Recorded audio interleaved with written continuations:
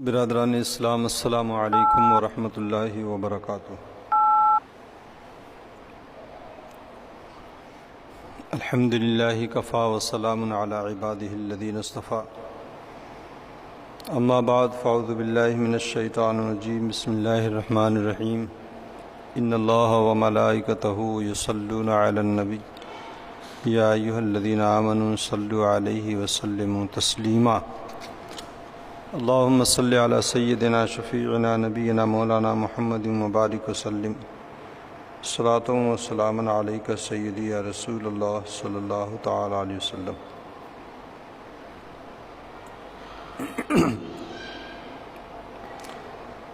حضرات،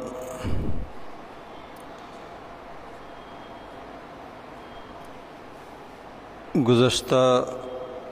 درس میں میں نے حدیث پاک کے حوالے سے گفتگو کیا تھا، اور وہ حدیثیں جو ہمیں آخرت کی جانب ہماری توجہ اور التفات کو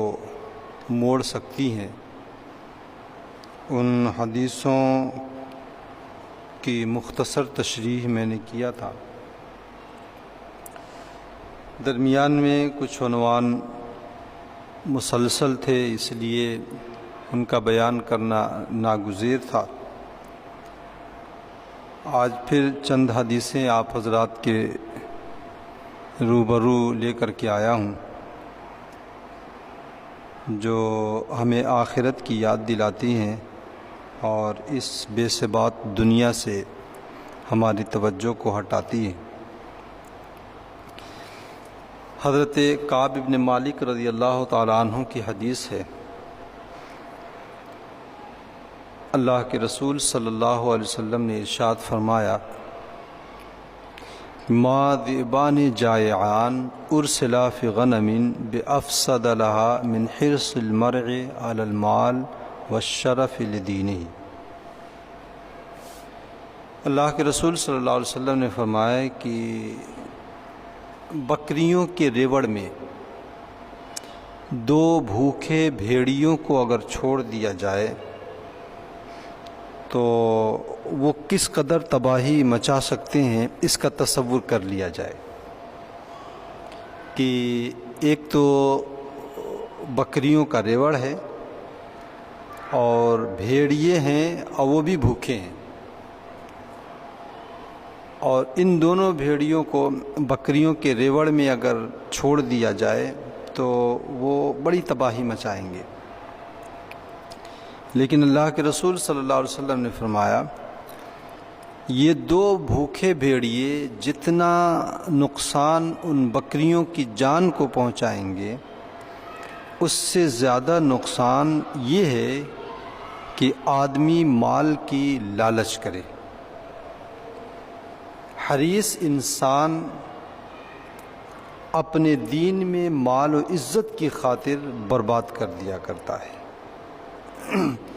تو حرص جو ہے یہ بڑی بری چیز ہے، ہمارے معاشرے میں بھی کہا جاتا ہے لالچ بری بلا ہے۔ ایک حدیث میں اللہ کے رسول صلی اللہ علیہ وسلم نے حرص کے حوالے سے فرمایا ہے کہ یحرم ابن آدم وتشب منہ اثنتان، آدمی انسان بوڑھا ہوتا جاتا ہے، عمر گزرتی رہتی ہے، اور یہ اپنی زندگی کے آخری پڑاؤ کی طرف رواں دواں رہتا ہے، لیکن اس کے اندر دو ایسی خصلتیں ہوتی ہیں جو اس کے بڑھاپے کے ساتھ ساتھ جوان ہوتی رہتی ہیں۔ اس میں سے ایک تو الحرص علی المال، مال کی لالچ، اور دوسرا والحرص علی العمر، اور دوسرے جو ہے زندگی اور عمر کی لالچ۔ بلکہ زندگی کی لالچ تو اتنی ہوتی ہے کہ جینے کی حرص نے جینے لائق نہیں چھوڑا ہے اس زمانے میں مسلمانوں کو۔ تو یہ لالچ بری بلا ہے، حالانکہ ہوگا وہی جو نوشتہ تقدیر ہوگا۔ جو تقدیر میں لکھا جا چکا ہے اس سے آگے آدمی نہیں بڑھ سکتا ہے، لیکن لالچ جو ہے انسان کو کس طرح رسوا کرتی ہے اور کتنا نقصان پہنچاتی ہے، اس کو اللہ کے رسول صلی اللہ علیہ وسلم نے اس مثال سے امت کو سمجھایا ہے کہ دو بھوکے بھیڑیوں کو اگر بکریوں کے ریوڑ میں چھوڑ دیا جائے تو وہ جتنا نقصان پہنچاتے ہیں اس سے زیادہ نقصان یہ ہوتا ہے کہ آدمی مال کی لالچ کرے اور جو ہے دین میں عزت کی خاطر بربادی کر دیتا ہے۔ حضرت خباب رضی اللہ تعالیٰ عنہ کی حدیث ہے، اللہ کے رسول صلی اللہ علیہ وسلم نے فرمایا ہے ما انفق مومن من نفقۃ الا اجر فیها الا نفقته فی هذا التراب، اس روئے زمین پہ بندہ جو بھی خرچ کرتا ہے اپنے مصالح دنیا میں بھی خرچ کرتا ہے، وہ جو جائز ہوتا ہے تو اس کا نامہ اعمال میں اس کے بدلے میں صدقہ لکھ دیا جاتا ہے۔ اللہ کے رسول صلی اللہ علیہ وسلم نے فرمایا ہے کہ تم اپنی بیوی کے منہ میں جو کھانے کے لیے ایک لقمہ رکھتے ہو، یعنی اپنے ماتحتوں کو کھانے پینے کا جو انتظام و اہتمام کرتے ہو، وہ بھی تمہارے نام اعمال میں صدقہ لکھ دیا جاتا ہے۔ تو جائز طور پر اس دنیا کی مصلحتوں میں بھی بندہ اگر خرچ کرتا ہے تو وہ بھی بندے کے نام اعمال میں صدقہ لکھ دیا جاتا ہے، لیکن اللہ کے رسول صلی اللہ علیہ وسلم فرماتے ہیں الا نفقتہ فی ھذا التراب، مگر اس مٹی میں جو وہ خرچ کرتا ہے وہ رائے گاں چلا جاتا ہے۔ مٹی میں خرچ کرنے کا مطلب یہ ہے کہ مکان یا گھر وغیرہ بنانا۔ مکان یہ ہماری ضروریات زندگی ہے اور حسب ضرورت اس کا بنانا جو ہے، اس کے بنانے میں کوئی حرج نہیں، بلکہ ہمیں اس دنیا میں دھوپ سے بچنے کے لیے، بارش سے بچنے کے لیے بقدر ضرورت بنانا ہی چاہیے، لیکن اس میں ضرورت سے زیادہ آرائش و زیبائش اور اس کی تعمیر پر ضرورت سے زیادہ خرچ، اس چیز کے بارے میں اللہ کے رسول صلی اللہ علیہ وسلم نے فرمایا ہے کہ یہ چیز جو ہے اس کے لیے کوئی فائدہ مند نہیں ہوتی ہے، بلکہ ایک حدیث میں حضرت انس کی حدیث، اللہ کے رسول صلی اللہ علیہ وسلم نے فرمایا کہ النفقۃ کلھا فی سبیل اللہ الا البناء فلا خیر فیہ، کہ آدمی جو بھی خرچ کرتا ہے وہ اللہ کی راہ میں ہوتا ہے اگر وہ تقرب کی نیت سے وہ خرچ کرے تو، لیکن تعمیر میں خرچ کرنے میں کوئی بھلائی نہیں۔ تو تعمیر میں خرچ کرنے کا یہی مطلب ہے کہ ضرورت سے زیادہ ان آرائش و زیبائش میں، ڈیکوریشن میں، ان چیزوں میں خرچ اور صرف کرنا، یہ جو ہے اسے کوئی فائدہ نہیں دیتا ہے۔ حضور صلی اللہ علیہ وسلم اپنے اصحاب کے ساتھ جا رہے تھے تو مدینے کی ایک گلی سے آپ کا گزر ہوا تو آپ نے ایک مکان دیکھا۔ کیسا مکان تھا؟ قبۃً مشرفۃً، مکان گنبد نما وہ مکان تھا۔ تو اللہ کے رسول صلی اللہ علیہ وسلم نے صحابہ کرام سے پوچھا کہ ما ھذہ، یہ کیا ہے؟ تو صحابہ نے بتایا کہ یا رسول اللہ یہ فلاں انصاری شخص کا یہ مکان ہے۔ تو حضور صلی اللہ علیہ وسلم خاموش رہے اور آپ نے کچھ بھی فرمایا نہیں، لیکن وحملھا فی نفسہ، لیکن اللہ کے رسول صلی اللہ علیہ وسلم نے اس کی کراہت وغیرہ کو دل میں اپنے رکھا اور اسے ناپسند کیا، اور صحابہ کرام رضوان اللہ تعالیٰ علیہم اجمعین نے نبی رحمت صلی اللہ علیہ وسلم کی اس عمل کو دیکھ کر کے سمجھ لیا کہ یہ جو ہے حضور صلی اللہ علیہ وسلم کو پسند نہیں ہے۔ جب مالک مکان واپس آیا اور بارگاہ رسالت میں آ کر کے اس نے نذرانہ سلام پیش کیا، لوگوں کے درمیان حضور صلی اللہ علیہ وسلم بیٹھے ہوئے تھے، تو راوی کا بیان ہے حضرت انس بن مالک رضی اللہ تعالیٰ عنہ کا، فأعرض عنہ، کہ حضور صلی اللہ علیہ وسلم نے چہرہ اس سے پھیر لیا۔ صنع ذلک مرارا، کئی مرتبہ اس نے بارگاہ رسالت میں سلام پیش کیا، لیکن اللہ کے رسول صلی اللہ علیہ وسلم نے چہرہ اس سے پھیر لیا۔ اس شخص کو اس بات کا احساس ہو گیا کہ حضور صلی اللہ علیہ وسلم کسی بات پر مجھ سے ناراض اور خفا ہیں. تو عقائد عالم صلی اللہ علیہ وسلم سے تو اس نے کچھ نہیں کہا، لیکن چونکہ نبی رحمت صلی اللہ علیہ وسلم کی ناراضگی صحابہ کے اوپر ایک بڑی مصیبت بن کر کے نازل ہوتی تھی، اور صحابہ کے اوپر یہ جو ہے ایسا ہوتا تھا جیسے کہ ان کے اوپر کوئی پہاڑ ٹوٹ پڑا ہو. تو وہ تڑپ گئے اور انہوں نے صحابہ کرام رضوان اللہ تعالیٰ علیہم اجمعین جو وہاں پہ بیٹھے ہوئے تھے ان سے حضور صلی اللہ علیہ وسلم کے اس اعراض کا شکوہ کیا اور اس کی وجہ جاننی چاہیے. تو جو وہاں بیٹھے ہوئے تھے صحابہ کرام انہوں نے کہا کہ اس سے جا کر کے انہوں نے کہا انی لانکر رسول اللہ صلی اللہ علیہ وسلم، حضور صلی اللہ علیہ وسلم کے اس عمل میں میں کچھ ناپسندیدگی کا اظہار دیکھ رہا ہوں کہ آقائے کائنات صلی اللہ علیہ وسلم مجھ سے کچھ خفا سے معلوم ہوتے ہیں، وجہ کیا ہے؟ تو لوگوں نے کہا کہ خرج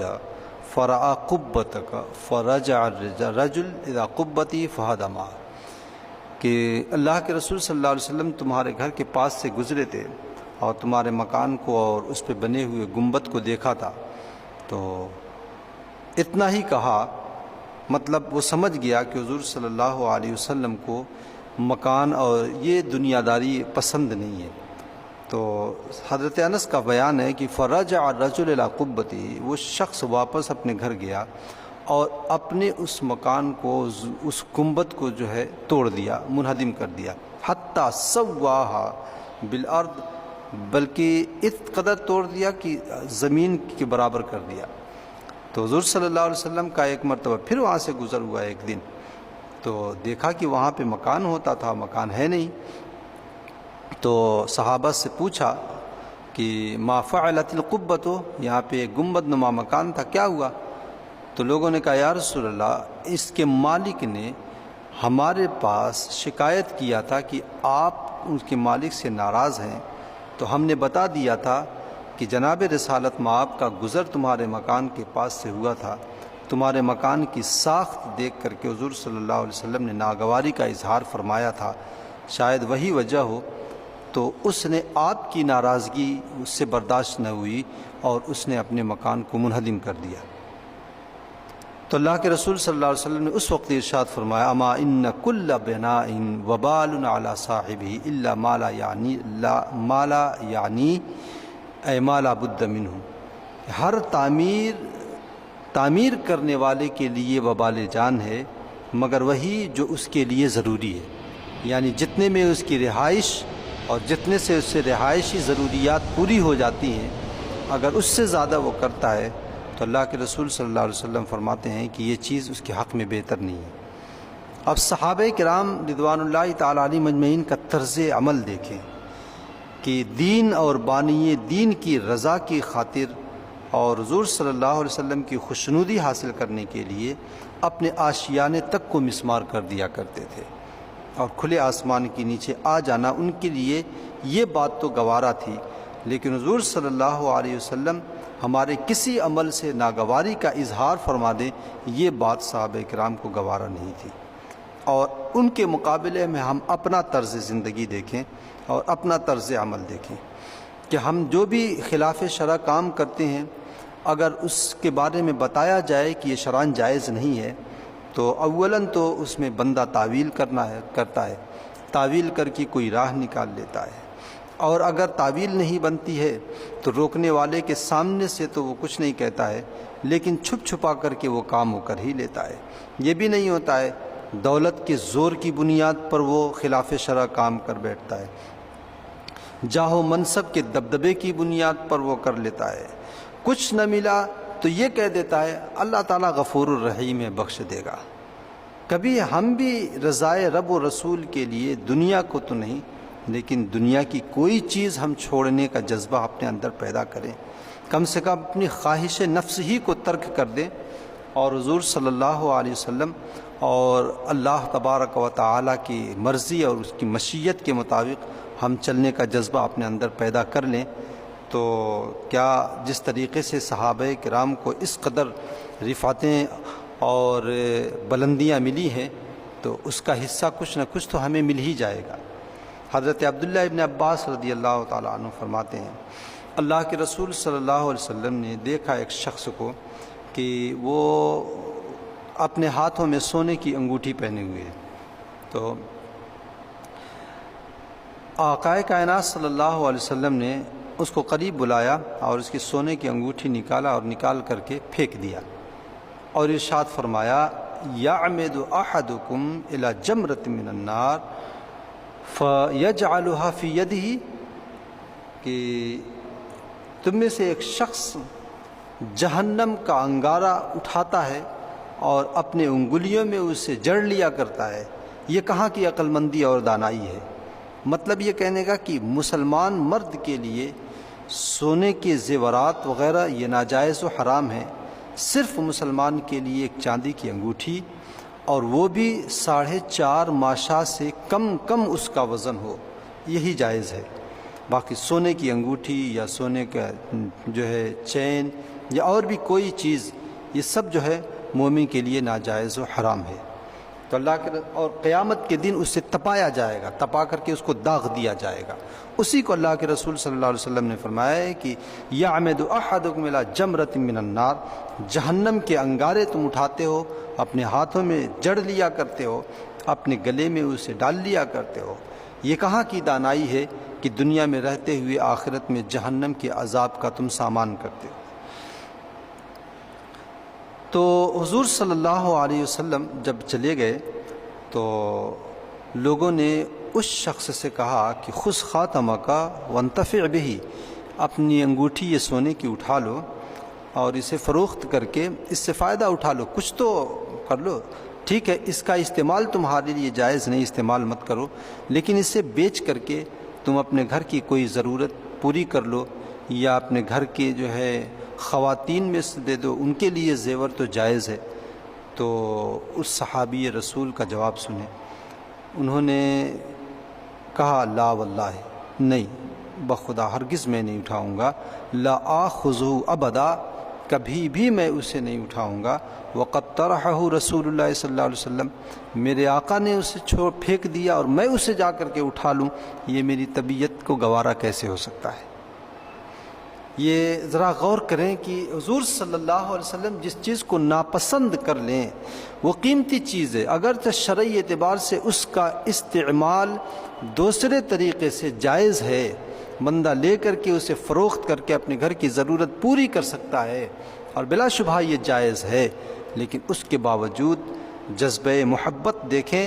کہ اللہ کے رسول صلی اللہ علیہ وسلم نے اس کے ہاتھ سے نکال کر کے پھینک دیا. تو اب وہ شخص ہی کہہ رہا ہے کہ جس چیز کو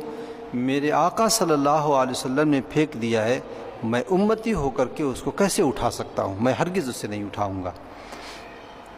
کہ یہ جذبہ صحابہ کرام نے اپنے اندر پیدا کیا اور اپنی فطرت کو مزاج رسول میں ڈھال دیا. انہوں نے، آدمی سب کچھ چھوڑ دیتا ہے لیکن اپنی فطرت کو نہیں چھوڑا کرتا ہے. اس کی فطرت کہتے ہیں کہ جبلت نہیں جاتی ہے، جبل گردد جبلت نہ گردد، کہ پہاڑ تو ٹل جائے گا لیکن فطرت آدمی کی نہیں ٹلا کرتی ہے. لیکن صحابہ کرام کی زندگی میں ہم جھانک کر کے دیکھیں، انہوں نے اپنی فطرت کو بدل دیا نبی رحمت صلی اللہ علیہ وسلم کی خوشنودی کے لیے، اور اپنی فطرت کو مزاج رسول میں ڈھال دیا. حضرت انس بن مالک رضی اللہ تعالیٰ عنہ کی حدیث ہے، ان کا عمل ہے کہ وہ گوشت کے سالن میں کدو تلاش کر کے کھایا کرتے تھے. وجہ کیا تھی؟ نبی آقا کائنات صلی اللہ علیہ وسلم کو یہ بات بڑی پسند تھی. ذرا ہم بھی اپنے زندگی میں غور کریں کہ یہاں تو اللہ کے رسول صلی اللہ علیہ وسلم نے پھینک دیا اور اس کو اٹھا کر کے، وہ چیز ہماری ہے، اٹھا کر کے ہم اس کو بیچ کے فروخت کر کے اس کو شرعی اعتبار سے اس کا استعمال کریں اور اس سے ہم فائدہ اٹھائیں تو جائز ہے. لیکن جن باتوں سے شریعت نے ہمیں منع کر دیا ہے، ہم تو ان باتوں سے بھی رکنا نہیں چاہتے. ہمارے اندر تو اتنا جذبہ بھی نہیں ہے کہ ہم سونے کی انگوٹھی نکال دیں یا سونے کی چین ہم نکال دیں. موٹے موٹے کڑے لوگ پہنے رہتے ہیں اور نام دیتے ہیں کہ یہ اجمیر سے لے کے آیا ہوں، یہ مدینہ طیبہ سے لے کر کے آیا ہوں، یہ بریلی شریف سے لے، وہ کہیں سے آیا ہی ہو، اگر خلاف شرع ہے تو ایسی صورت میں وہ ناجائز ہے، وہ چاہے اجمیر سے ہو چاہے مکہ و مدینہ سے ہو. دوسری بات، انگوٹھی میں بھی اتنا احتیاط ہے کہ 4.5 ماشا سے کم چاندی کا وزن ہو، لیکن ہم اپنا شوق پورا کرنے کے لیے کیا کرتے ہیں کہ بڑا سا ایک نگ لے لیتے ہیں، اور بڑے سے نگینے میں ظاہر سی بات ہے چاندی بھی زیادہ آتی ہے، اب ہم اس میں بھرپور چاندی لگا دیتے ہیں، نتیجہ یہ ہوتا ہے کہ وہ چاندی جو ہے کبھی کبھی اتنی زیادہ ہو جاتی ہے کہ وہ بھی حرام ہو جاتی ہے۔ تو ہم نے دین کو مانا کب، یا فرمان رسالت یا فرمان خدا کو ہم نے مانا کب؟ ہم نے تو مانا ہے اپنے طبیعت کو۔ تو ہم ذرا ان باتوں پہ غور کریں کہ آقا کائنات صلی اللہ علیہ وسلم نے یا ہماری شریعت نے جو بتایا ہے، ہم نے کتنا اس پر عمل کا جذبہ اپنے اندر پیدا کیا ہے۔ قرآن پاک میں اللہ رب العزت نے فرمایا ہے کہ عورتوں کے بارے میں سورہ نور کے بارے میں فرمایا ہے کہ وَلَا يَضْرِبْنَ بِأَرْجُلِهِنَّ لِيُعْلَمَ مَا يُخْفِينَ مِنْ زِينَتِهِنَّ، کہ اگر وہ اپنے پاؤں میں پازیب پہنی ہوں، چھاگل جسے کہا جاتا ہے، تو وہ قدم اتنے زور سے نہ رکھیں کہ اس پازیب کی جھنکار کسی غیر محرم شخص کے کانوں میں پڑ جائے۔ یہ قرآن کا فرمان ہے، وَلَا يَضْرِبْنَ بِأَرْجُلِهِنَّ لِيُعْلَمَ مَا يُخْفِينَ مِنْ زِينَتِهِنَّ، کہ یہ پازیب یا جو زیورات پہنے ہیں اور ان زیورات میں اگر جو ہے جھنک ہے تو اس قدر قدم رکھنے میں اس قدر احتیاط برتیں کہ اس پازیب کی جھنکار کسی غیر مرد کے غیر محرم شخص کے کانوں میں نہ پہنچے۔ یہ تو شریعت کا مزاج ہے، لیکن ہماری مائیں اور بہنیں سوچیں، وہ جب غیر محرم شخص کے سامنے سج دھج کر کے اور سور کر کے تقریبات میں اور دوسرے جو ہے فنکشن وغیرہ میں جاتی ہیں، تو کیا اس چیز کی شریعت اجازت دیتی ہے؟ ہرگز اجازت نہیں دیتی ہے۔ تو ذرا سا ہم اپنے اندر صحابہ کرام کا وہ جذبہ کہیں سے تلاش کر کے لے کر کے آئیں اور اپنے اندر اسے پیدا کریں، تو اللہ تبارک و تعالیٰ کی رحمتیں ہم سے دور نہیں ہوں گی، یقیناً جو ہے ہمارا معاشرہ جنت بن جائے گا۔ ایک حدیث ہے حضرت سہل ابن سعد رضی اللہ تعالی عنہ سے مروی ہے، اللہ کے رسول صلی اللہ علیہ وسلم فرماتے ہیں ایک شخص بارگاہ رسالت میں آئے اور انہوں نے عرض کیا یا رسول اللہ دلنی علی عمل اذا انا عملته احبنی اللہ و احبنی الناس، یا رسول اللہ مجھے کوئی ایسا عمل بتائیے کہ اگر میں اس پر عمل پیرا ہو جاؤں تو میں اللہ کا محبوب بندہ بن جاؤں اور لوگوں کے درمیان بھی عزت کی نگاہ سے مجھے دیکھا جائے اور لوگ بھی مجھے چاہیں۔ تو اللہ کے رسول صلی اللہ علیہ وسلم نے بڑی اچھی بات کہی، ارشاد فرمایا ازہد فی الدنیا یحبک اللہ وازہد فیما عند الناس یحبک الناس، دنیا سے کنارہ کش ہو جاؤ، اللہ تبارک و تعالیٰ تمہیں اپنا محبوب بندہ بنا لے گا، لوگوں کے مال سے اپنی نگاہوں کو پھیر لو اور ان کی جیب سے اپنی نظر کو ہٹا لو، لوگ تمہیں چاہنے لگیں گے۔ بہت خوبصورت بات ہے، ہمیں چاہیے کہ ہم ان باتوں کے اوپر تجربہ کر کے سیکھیں۔ میں اس پہ کوئی تبصرہ نہیں کرنا چاہتا، لیکن بہت ہی پتے کی بات اللہ کے رسول صلی اللہ علیہ وسلم نے فرمائی ہے کہ دنیا سے کنارہ کش ہو جاؤ، اللہ تعالیٰ تم سے محبت فرمائے گا اور لوگوں کے مال اور ان کی دنیاوی دولت سے جو ہے اپنی نگاہوں کو پھیر لو، لوگ جو ہیں تمہیں چاہیں گے۔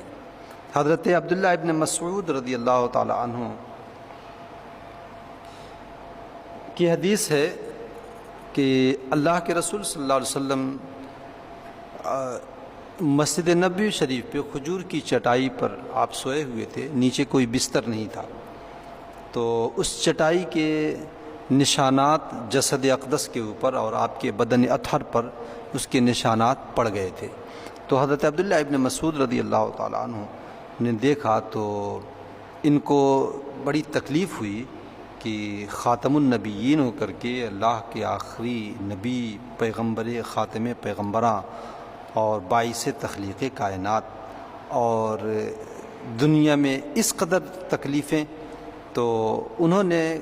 کہا یا رسول اللہ لو امرتنا ان نبسط لک ونعمل، یا رسول اللہ آپ اگر ہمیں حکم دیتے، کاش کہ ہمیں حکم دے دیتے تو ہم بستر وغیرہ، اچھا بستر وغیرہ بچھا دیتے اور آپ کی خدمت بجا لاتے۔ تو اللہ کے رسول صلی اللہ علیہ وسلم نے فرمایا کہ ما لی وللدنیا، کہ میرا دنیا سے کیا لینا دینا۔ دیکھیں اللہ کے رسول صلی اللہ علیہ وسلم کا مزاج، میرا دنیا سے کیا لینا دینا، دنیا سے میرا رشتہ، دنیا سے میرا تعلق، اور دنیا سے مجھے جو سروکار ہے وہ بس صرف اتنا کہ ما انا والدنیا الا کراکب استظل تحت شجرۃ ثم راح وترکها، کہ بس اتنا ہی تعلق ہے جیسے ایک سوار ہے، سواری پہ سفر کر رہا ہے اور دوران سفر ایک شجر سایہ دار اسے نظر آیا، اس درخت کے نیچے رکھ کر کے تھوڑی دیر آرام کیا اور پھر اس شجر سایہ دار کو چھوڑ کر کے آگے چلتا بنا۔ بس اسی طریقے سے میں بھی دنیا میں ہوں، جب تک کار نبوت میرے کاندھوں کے اوپر ہے اس وقت تک میں دنیا میں ہوں، کار نبوت کے تمام ہوتے ہوئے میں دنیا کو الوداع کہہ دوں گا۔ اللہ کے رسول صلی اللہ علیہ وسلم نے فرمایا بھی ہے کہ حبب الی من دنیاکم ثلاث، تمہاری اس دنیا سے مجھے صرف 3 چیزوں کی محبت میرے دل میں رکھی گئی ہے، اور اس میں سے اللہ کے رسول صلی اللہ علیہ وسلم نے فرمایا کہ الطیب والنساء وجعلت قرۃ عینی فی الصلاۃ، کہ ایک خوشبو، اور دوسری جو ہے منکوحہ عورتیں، پاک باز عفت معاب خواتین، اور تیسری جو ہے اللہ کے رسول صلی اللہ علیہ وسلم نے فرمایا جعلت قرۃ عینی فی الصلاۃ، کہ میری آنکھوں کی ٹھنڈک نماز میں رکھی گئی ہے، بس اس کے علاوہ اور کوئی جو ہے سروکار نہیں دنیا سے۔ حضرت ابو امامہ رضی اللہ تعالیٰ عنہ کی حدیث ہے، بہت خوبصورت حدیث ہے، بہت پیاری حدیث ہے۔ اللہ کے رسول صلی اللہ علیہ وسلم نے فرمایا اغبط اولیائی عندی لمؤمن خفیف الحاظ، بعض روایتوں میں یوم القیامہ کا بھی لفظ آیا ہے کہ سب سے زیادہ میرا قابل رشک دوست وہ ہے، یعنی میرا سب سے زیادہ قریبی اور میرے جو ہے چاہنے والوں میں جس کے اوپر رشک کیا جا سکتا ہے، ناز کیا جا سکتا ہے، فخر کیا جا سکتا ہے، تو وہ شخص ہے لمؤمن، ایسا مسلمان شخص خفیف الحاظ جس کا سامان دنیا بہت تھوڑا ہے، یعنی دنیا کی دولت اس کے پاس بہت کم ہے۔ خفیف الحاظ کہتے ہیں اس کو جس کی پیٹھ پر گوشت پوست کم ہو، یعنی ہلکے پھلکے بدن کا آدمی۔ تو ہلکا پھلکے بدن کا آدمی جو رہتا ہے بوجھ نہیں رہتا ہے، وہ کود پھاند ادھر ادھر نکل جاتا ہے۔ ویسے اللہ کے رسول صلی اللہ علیہ وسلم نے فرمایا کہ ہلکے پھلکے سے مراد یہاں پہ دنیا کی دولت اور دنیا داری کا بوجھ اس کے اوپر نہ ہو، اور دنیا کی دولت اس کے پاس بہت کم ہو، لیکن ذو حظ من الصلاۃ، نماز کثرت سے اس کے پاس ہو، ایک بڑا حصہ نماز کا ہو، جب بھی اسے جو ہے کار دنیا سے فرصت ملتی ہے فوراً نماز کے لیے کھڑا ہو جاتا ہے، کثرت سے نماز پڑھتا ہے۔ احسن عبادت ربہ واطاعہ فی السر، کہ اللہ تبارک اپنے رب کی عبادت خوب اچھے طریقے سے اس نے کیا ہو اور اچھا عبادت گزار ہو، واطاعہ فی السر، اور ہر حالت میں اور خاص طور سے جو ہے تنہائی میں اللہ تبارک و تعالیٰ کا اطاعت گزار ہو۔ بندہ جو ہے لوگوں کے سامنے یا اپنے چاہنے والوں کے سامنے تو وہ تقویٰ کا جو ہے نمونہ پیش کرتا ہے، نگاہیں جھکی رہتی ہیں، کچھ بولتا نہیں ہے، اور قدم اٹھاتا ہے تو نپے تلے قدم اٹھاتا ہے، بولتا ہے تو تول کر کے وہ الفاظ نکالتا ہے، لیکن جب وہ تنہائی میں آتا ہے تب سمجھ میں آتا ہے کہ اس کی نگاہیں کتنی بہکتی ہیں، اس کی زبان کس قدر جو ہے بے قابو ہوتی ہے، اس کی حرکات و سکنات کیسے ہیں، وہ اللہ تبارک و تعالیٰ کے فرامین اور نبی رحمت صلی اللہ علیہ وسلم کی لائی ہوئی شریعت کا کس قدر پاس و لحاظ کرتا ہے۔ کیونکہ تنہائی میں کوئی دیکھتا نہیں ہے، اس لیے آدمی کا نفس جو ہے اسے بہکا ڈالتا ہے، تو اسی لیے اللہ کے رسول صلی اللہ علیہ وسلم نے فرمایا وَأَطَاعَهُ فِي السِّرِّ، تنہائی میں وہ اللہ تبارک و تعالیٰ کا اطاعت شعار ہو کہ تنہائی میں بھی رب تبارک و تعالیٰ کے حکم کی خلاف ورزی وہ نہ کرتا ہو۔ وَكَانَ غَامِضًا فِي الدُّنْيَا لَا يُشَارُ إِلَيْهِ بِالْأَصَابِعِ، دنیا میں گمنامی کی زندگی وہ گزار رہا ہو۔ لا يُشَارُ إِلَيْهِ بِالْأَصَابِعِ،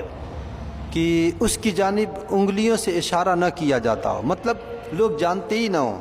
جب کوئی نامور شخص گزرتا ہے تو لوگ اشارہ کر کے کہتے ہیں نا فلاں جا رہا ہے، فلاں سیٹھ جا رہا ہے، فلاں نیتا جا رہا ہے، فلاں بھائی جا رہا ہے، فلاں دادا جا رہا ہے، اس طرح کی باتیں۔ لیکن وہ اس قدر جو ہے گمنام ہو کہ ایک دم سادی زندگی گزارتا ہو اور معاشرے کے لوگ اس کی حقیقت کو پہچانتے نہ ہوں۔ وَكَانَ رِزْقُهُ كَفَافًا، کوئی دولت بھی اس کے پاس نہیں ہے،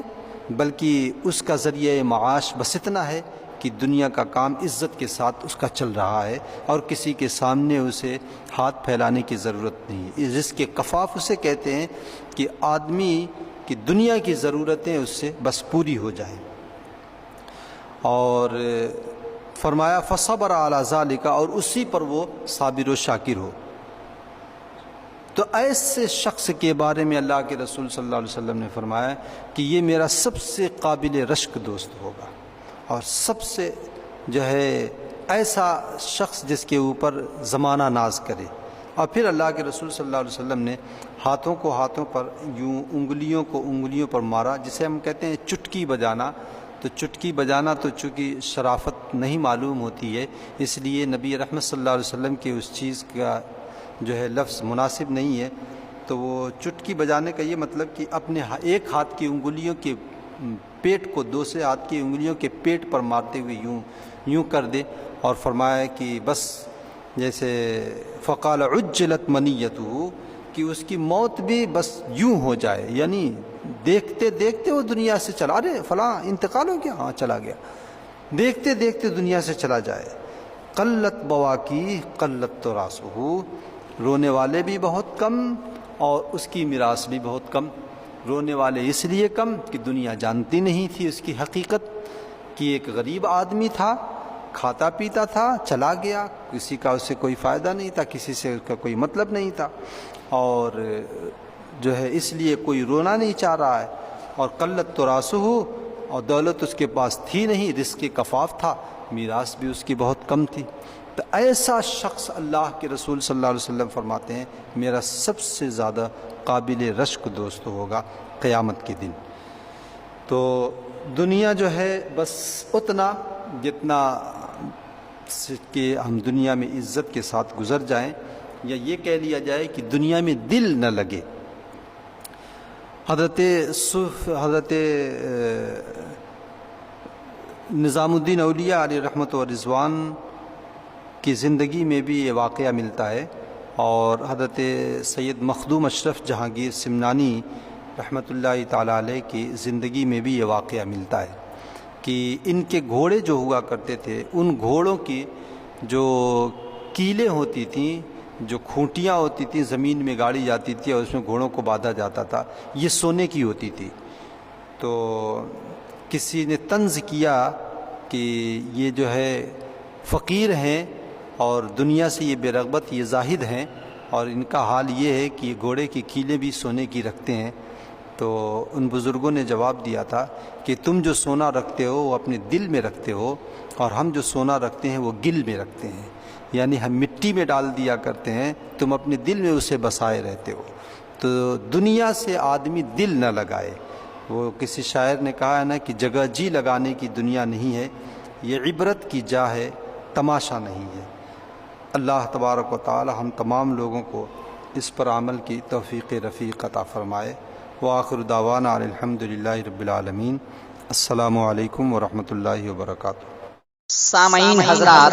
ابھی یہ جو نعتیہ کلام آپ سماعت کر رہے تھے، یہ توحید نیٹ ورک کی جانب سے سنایا جا رہا تھا۔ آپ بھی اپنے شہر کے جلسے ریکارڈنگ کرانے کے لیے رابطہ قائم کریں۔ توحید نیٹ ورک، موبائل نمبر